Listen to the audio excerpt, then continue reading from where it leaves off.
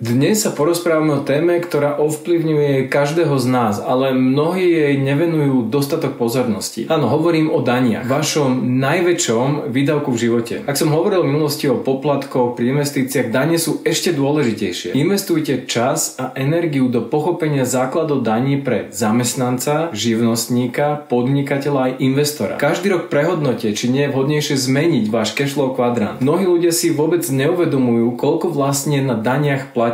Pozrite sa na svoju výplatnú pásku a nájdite, koľko platíte na odvodoch a daniach. A to nie je všetko, váš zamestnávateľ platí dane a odvody ešte navyše za vás, ktoré vy ani neuvidíte, pretože to ide priamo z vašej výplaty. Keď si to uvedomíte, zistíte, že toto by mala byť jedna z top oblastí, ktoré by ste sa mali venovať. Dane sú jedným z významných spôsobov, ako navýšiť váš príjem a nestrácať drahocenné peniaze voči štátu. Preto je dôležité pochopiť základ a fungovanie toho zdaňovania živnostníka, zamestnanca, podnikateľa a investora. Ak tomu nerozumiete, máte dve možnosti. Buď strávte čas naštudovaním si toho a ponorením sa do tej problematiky, alebo si nájdete niekoho, kto vám to vysvetlí a povie základy zdaňovania. Pamätajte, každé euro, ktoré ušetríte na daniach, je euro, ktoré môžete investovať do svojej budúcnosti. Nezanedbávajte túto oblasť, pretože z dlhodobého hľadiska vám môže priniesť významné úspory a zvýšiť váš finančný potenciál. Venujte čas pochopeniu daní a toho, ako fungujú v tej vašej špecifickej situácii. Môže to byť komplexné, ale určite sa to oplatí. Nezabudnite ma sledovať pre ďalšie tipy a triky, ako